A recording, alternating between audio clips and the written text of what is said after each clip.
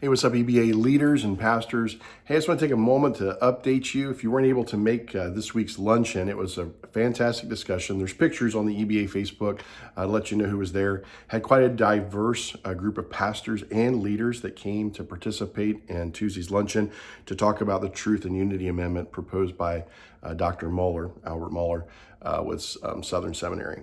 And so with that, I just want to let you know that the general tenor of the discussion was very interesting. Many of the people there didn't think we needed the amendment. They appreciated the language being updated to be specifically preaching from the pulpit, as far as trying to guard that idea that pastorally, that the role of pastor is exclusive for men, which we already have in our Baptist faith and message.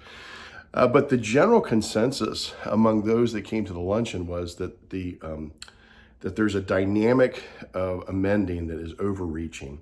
Your state director did a great job of saying, if this does pass, he is not going to be disfellowshipping or trying to go on a witch hunt for churches that have under shepherds. In certain churches that have maybe under shepherds, that they use the word pastor from a functional place for women in the church, especially those churches that we have that are from our African American set, especially in the area of Baltimore and Prince George's County and some of those areas where we know we have even heavier African American population. So that was really good to hear from our state director.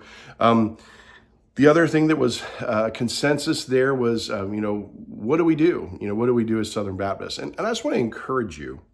One of the things that's unique among different people, different faith groups, and especially among Southern Baptists, is you have a voice. And so don't forget, in Indianapolis, we'll have that coming up, the next national convention. And I want to encourage you, go. Make plans to go. Make plans to have your voice represented at the national convention. I would also say make sure that you figure out your doctrinal views specifically in this area. Use this as an opportunity to have conversations with your leaders, with your deacons, if you have multiple pastors or elders in your church. Have this conversation, and not just around this doctrinal issue, but other doctrinal issues. And then also have the conversation, because we had a little bit of this conversation Tuesday as well, that we have traditionally, as Southern Baptists, focused on the gospel and what hinders or advances the gospel with regard to reaching people with the good news of who Jesus is. And so that still needs to be the preeminent thing that drives all aspects of what we do as Southern Baptists. We want to reach people with the good news of what Jesus has done for them, and then see them walk in obedience with him based on the scriptures. And that came ringing through the conversation. I just want you to know it was a good conversation. It was a robust conversation. Multiplicity of views were shared, and all were welcome.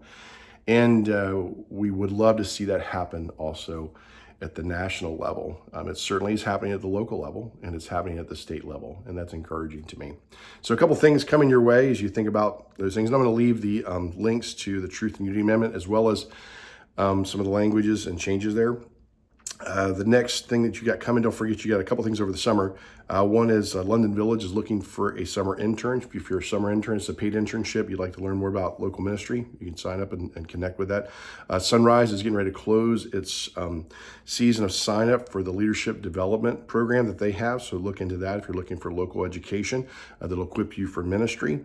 We've got some revitalization training. You all have been asking for revitalization training. So we have that coming, and we're going to specifically focus on the first time that we get together about revitalization, on how prayer is an integral component to seeing revitalization take place. It's literally, prayer is what's going to cultivate the soil and change the hearts of the people so that they're prepared and ready for change, which is really what happens when you revitalize a church. You walk through change that brings the church back to being a missional church.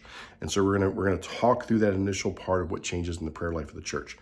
Don't forget that we have Dan Hunn, who's going to be coming, and we got more information we're going to update in the email this week about Dan, and get some information out on our Facebook and our website. But Dan is going to be investing in pastors and their soul care, and just trying to give us pause for a moment to think about how do we make sure that we're caring for our own heart, our own soul and not just caring for the church around us and burning out. So that's coming, and information for that is also in the email. A lot of you are on vacations. I've seen you on vacation. I want to ask you a question. If you want to post to our Facebook, I would love to ask you to think about this one thing. What are you reading right now on vacation? Because when I'm on vacation, I'm reading stuff. I'm getting ready to finish for the second time in my life, The Divine Conspiracy by Dallas Willard. Have some really interesting thoughts. Reading that later instead of, I read it very early in my Christian life. Now I'm reading it later. Completely different perspective reading it. And so that's one of my books I'm getting ready to finish. I've got 3 or 4 other ones I'm going to knock out over vacation.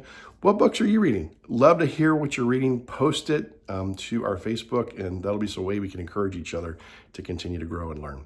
Have a blessed week, and I'll see you soon.